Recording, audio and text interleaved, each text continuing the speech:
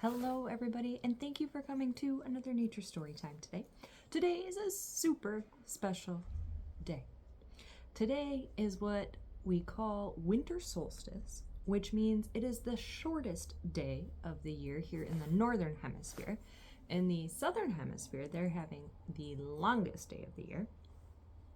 But here in the northern hemisphere, it is also the official start of winter, which is my favorite season. So I love winter solstice. There's lots to appreciate. We have seasons on Earth because of the tilt of our planet. So instead of sitting perfectly upright, it's tilted on its side a little. And that means that as we go around the sun for part of the year, up here in the northern hemisphere, we're pointed away from the sun. And that means our days get really short for part of the year. It also gets a little bit colder out since we have less sunlight. And that's our winter season. And that's what we're in right now. So lots of times, there's different ways that people celebrate solstice. I'll put some resources down below if you want to check those out. But for a lot of people during this time of year and as we approach the holiday season, it's just kind of about slowing down, maybe being grateful for what you have, doing some of your favorite activities, feeling content. So maybe that's curling up with a book and a warm blanket on the couch, or maybe that's going for a snowy walk in the woods or cross-country ski. Whatever might bring you joy is kind of the focus of our winter solstice. So today we are going to read a book about winter solstice, or the shortest day of the year, and it was written by an author who says that she lived near the upper Mississippi Fish and Wildlife Refuge, so somewhere probably in the area that I am.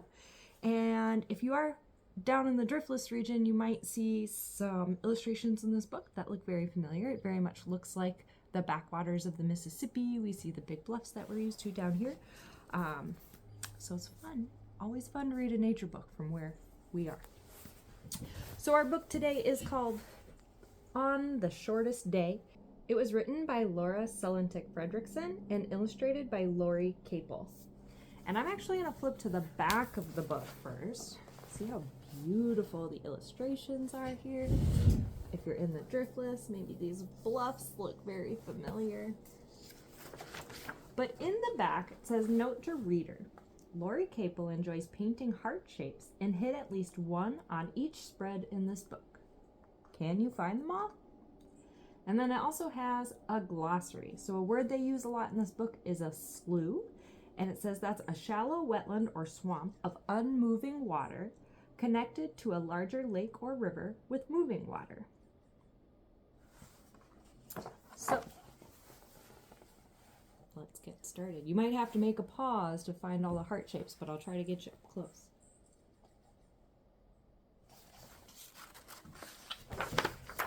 On the shortest day,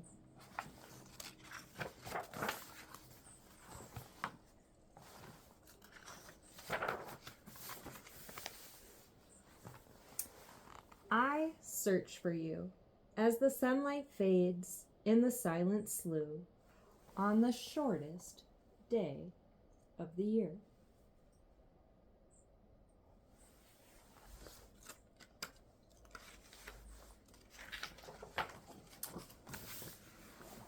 Crystal confetti spirals, spins, settles, tickles my nose, twinkles in the pines, traces frozen prints as I look for you on the shortest day.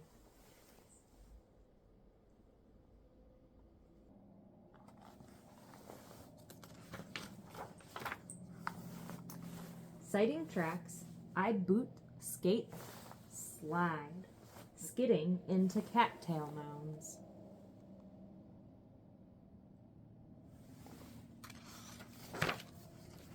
Under ice, muskrats hush, huddle, hide, as I hunt for you on the shortest day. What do you think she's looking for? She keeps saying she's hunting for something. Western wind puffs and whispers, welcomes deer who stop to eat. Frosty twigs crunch, icy grasses munch, frozen oak leaves chomp. I sneak closer, stomp. Has anybody ever gotten too close to a deer before and it got spooked and it stomps? Antlers raise, whitetails quiver, stags vanish through sunshine sliver, while I watch for you on the shortest day.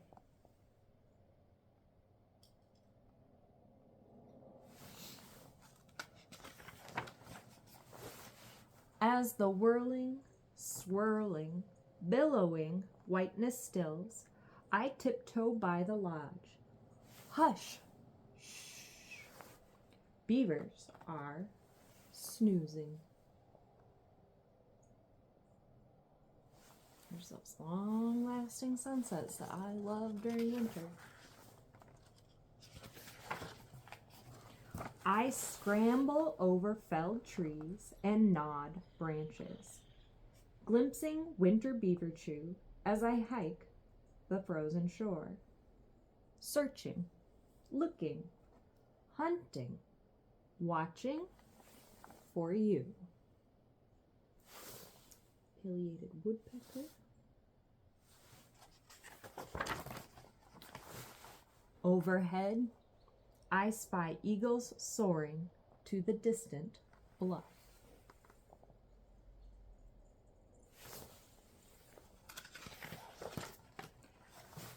Shush!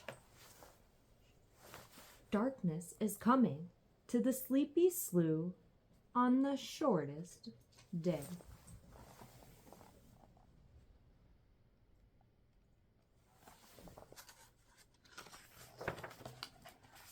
Twilight falls, starlight dances on the icy backwaters, flickering like candles on a birthday cake.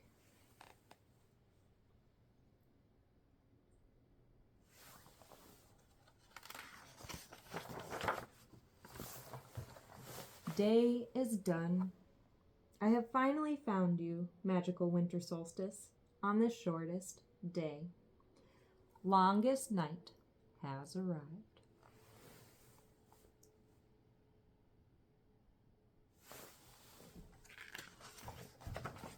Longest night welcomes longer days. Days that promise sun-stretched thrills, castles made of sticky snow, kick sleds racing through the slough, crack the whip, ending in snowbank spills.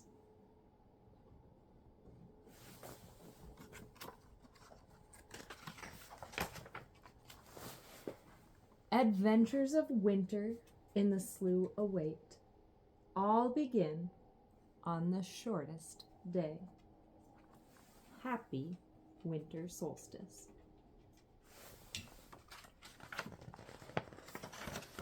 The end. So that is our winter solstice story today. I love this book because it's a good reminder. We often feel like the shortest day of the year, like we did it, we're here. Now we're moving towards longer days. Winter's almost going to be gone, but winter is just getting started.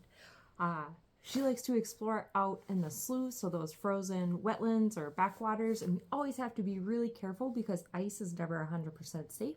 But if you're with an adult and they say it's okay, this can be a really cool spot to explore because we can't go there, or walk there, I should say. You could go there in a canoe or a kayak, but we can't go to a lot of these places during the rest of the year. So winter adventures are just beginning. So what you could do is make a list of some of the winter adventures that you want to go on. I will put some resources down below if you want to learn more about winter solstice or how people from different parts of the world celebrate winter solstice. There's some ideas in those resources. And there's also some ideas of ways that you could celebrate winter solstice if you want to. So I'm going to go out for a walk before it's dark because it is the shortest day of the year. And then I'm going to go on my favorite thing, which is a night hike in winter with moonlit snow.